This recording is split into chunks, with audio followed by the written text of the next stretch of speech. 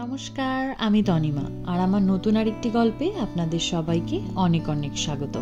লাস ভেগাসের নতুন আরও একটি ব্লগে আপনাদের সবাইকে অনেক অনেক স্বাগত। আজকে হবে আরও নতুন অভিজ্ঞতা আর নতুন নতুন সমস্ত জিনিসপত্র দেখবার সুযোগ। আর আমার সাথে সাথে আপনারাও, আমি আপনাদেরকেও ঘুরে দেখাবো আজকে একদম নতুনত্ব কিছু জিনিসপত্র। আমি তো তাজ্জব বনে গেছি, আশা করি আপনাদেরও ভীষণ ভালো লাগবে।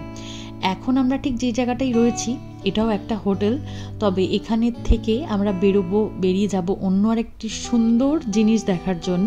তবে এই জায়গাটা আপনাদেরকে একটু শেয়ার করি, কারণ খুব কাছাকাছি ছিলাম বলে এটা আরও ভালো বুঝতে পারবেন।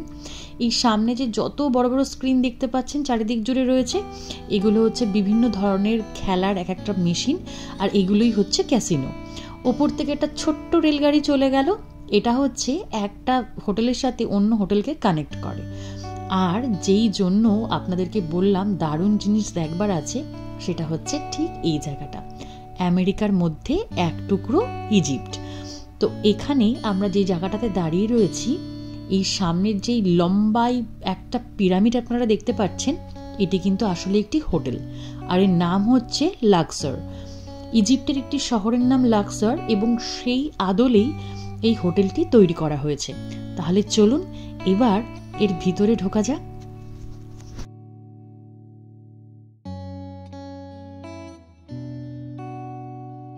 বাইরে থেকে যখন ভিডিওটা করতে করতে ঢুকছিলাম, তখন এতটাও এক্সপেক্ট করিনি যে ভিতরে ঢুকে ঠিক সেই অ্যাম্বিয়েন্সটা, মানে পুরোপুরিভাবে মিশরের সেই সমস্ত কিছু ঐতিহ্যকে এরা এখানে তুলে ধরেছে।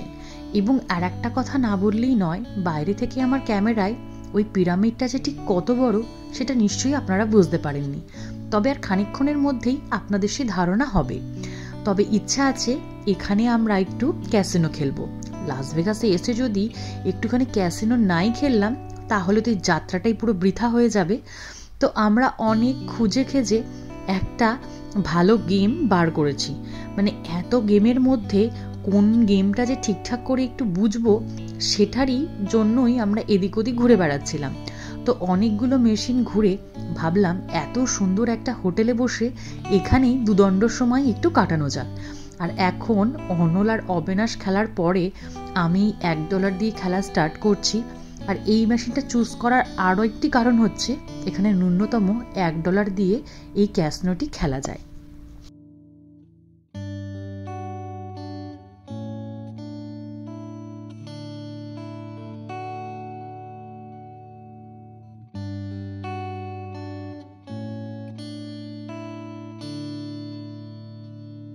আমি খুব বিজ্ঞের মতো এখানে ভাব নিলেও $1 থেকে $5 জিতেছিলাম, কিন্তু ওই যে কথাই আছে, লোভে পাপ পাপে মৃত্যু, ঠিক $5 থেকে হেরে আবার পুরো $1 নেমে এসেছিলাম।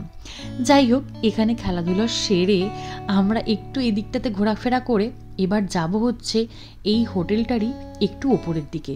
ওখানে গেলেই আপনারা বুঝতে পারবেন এই হোটেলটি আসলে ঠিক কত বড় আর হোটেলটার প্যাটার্নটা।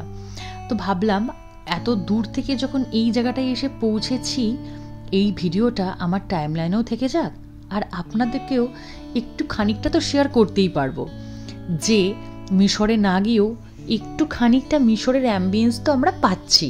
তাহলে চলুন এবার উপরে উঠে দেখা যাক যে হোটেলটা আসলে দেখতে কেমন লাগছে।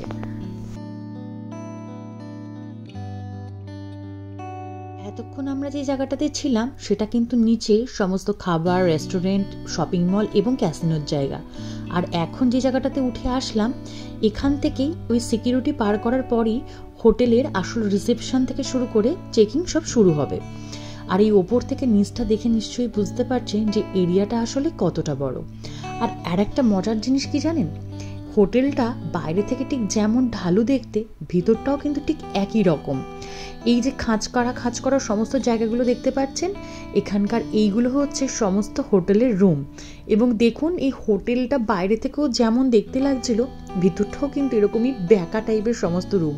এবং মজার ব্যাপার, এখানকার লিফটটাতেও উঠলে পুরো পরিষ্কার বোঝা যাবে যে লিফটটা আপনাকে ব্যাকায় নিয়ে যাচ্ছে। তো এটা কিন্তু খুবই মজার। এবং সব থেকে বড় ব্যাপার, যখন আমি ক্যামেরাটা অন করে ওপরের দিকে তাকাচ্ছিলাম, রীতিমতো মাথা ঘুরছিল, কারণ এটা এতটা বড় যে শেষ পর্যন্ত আমার ক্যামেরাও গিয়ে পৌঁছাতে পারিনি। ওখানকার ঘোরাফেরা সেরে একটু আগে নিচ থেকে যেই ওপরের ছোট ট্রেনটি আমরা দেখছিলাম, এখন সেটাতে চেপেই যাব অন্য আরেকটি হোটেলে, অন্য আরও অনেক কিছু দেখার জন্য। এখনও এখানে বিকেল বিকেল সন্ধ্যা হয়নি, তো ইচ্ছা আছে আরও 1-2 ঘন্টা ঘুরে তারপর বাড়িতে ঢুকবো। আর যাওয়ার আগে লাস্টবার এই জায়গাটা আপনাদের সাথে আরও একবার, ভীষণ ভীষণ মানে সুন্দর একটি জায়গা, মানে একদম পুরোপুরি মনে হচ্ছিল যেন এরকমই কোথাও একটা চলে এসেছি।